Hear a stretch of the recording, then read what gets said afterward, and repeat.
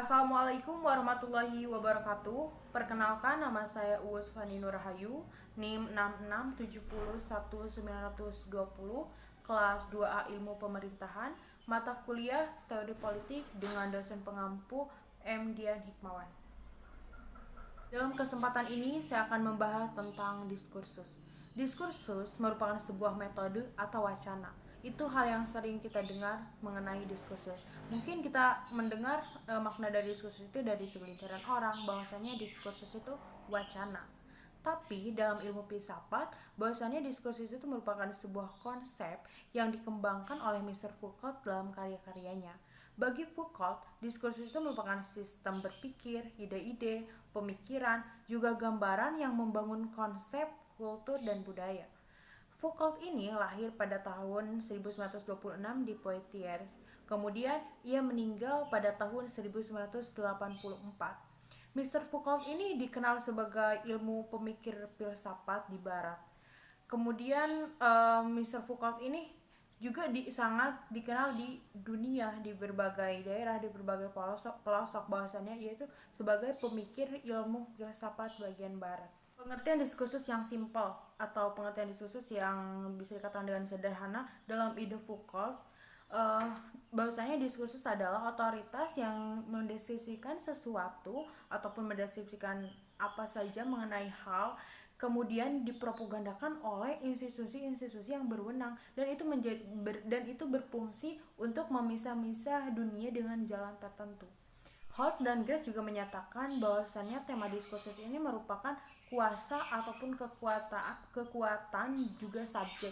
Jadi mereka berdua itu menyatakan bahwasannya karya-karya Foucault, ide-ide Foucault itu benar dan menjawab atas pertanyaan-pertanyaan yang seperti siapa kita. Jadi ide Foucault ini menjawab pertanyaan-pertanyaan mengenai hal kayak misalkan siapa kita, bagaimana kita, diri kita, perkara kita, ataupun relasi kita, dan bagaimana kita untuk memerintah ke depannya. Dalam kesempatan ini saya mengambil contoh kata jam. Kata jam sering kita sepakati sebagai alat petunjuk waktu. Atau ada lagi nggak yang bisa menyebutkan jam itu sebagai apa gitu? Kita sering lebih mendengar bahwasannya jam itu sebagai alat petunjuk waktu. Tapi pada dasarnya objek yang sering kita, ini jam ada di depan saya, objek yang sering kita sebut jam, dia tidak pernah mendeskripsikan bahwasannya dirinya itu sebagai jam. Tapi sang diskursuslah yang menyatakan bahwasannya dia itu jam, alat petunjuk waktu. Mungkin kalau misalkan dulunya sang diskursus itu tidak menyatakan dirinya sebagai jam, mungkin alat petunjuk waktu ini bisa aja dikatakan bukan jam, atau mungkin kata lainnya selain jam, bahwasanya dia itu bukan alat petunjuk waktu, karena emang dia sendiri tidak pernah mendeskripsikan bahwasanya dirinya itu sebagai jam dan alat petunjuk waktu. Atau mungkin contoh lain, kita mengambil contoh botol minum. Nih, ada botol, ini bukan botol minum sih, sebenarnya ini tuh botol alat minuman. Saya nggak bermaksud endorse ya teman-teman. Jadi ini tuh botol, kita sering mendeskripsikan bahwasannya botol ini sebagai tempat minuman atau air mineral ataupun yang lainnya yang mungkin untuk menyimpan air, menyimpan minuman. Tapi pada kenyataannya si botol ini tidak pernah mendeskripsikan dirinya sebagai botol tempat menyimpan air mineral atau mungkin minuman.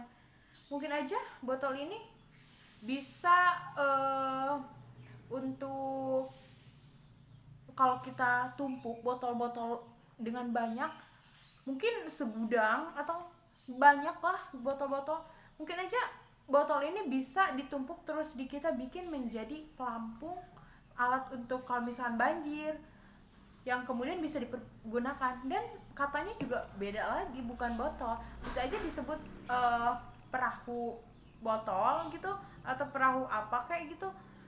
Selain itu juga saya mengambil contoh dari Pang Bandung. Teman-teman tahu Pang Bandung? Mungkin saat kita melihat komunitas itu, kita merasa takut karena penampilannya, atau mungkin kita merasa mereka itu, kita berpikir bahwasannya mereka itu preman. Sering pikiran-pikiran negatif keluar dari diri kita saat kita melihat Pang Bandung, komunitas mereka itu yang berpakaiannya tidak rapih, atau pakaiannya itu kayak mungkin rambutnya, pokoknya dalam fashionnya itu yang membuat kita takut dan berpikir negatif tentang komunitas itu. Tapi pada kenyataannya kita tidak pernah mengetahui mereka sisi positifnya. Tanpa kita ketahui mereka itu sering mengadakan kumpul-kumpul sama anak jalanan, memberi makan atau memberi pembelajaran pada mereka-mereka yang masih kecil dan hidup di jalanan. Tanpa kita sadari tentang itu, kita selalu berpikir bahwa mereka itu ya kayak preman, mungkin berpikir mereka itu pencuri atau berandalan.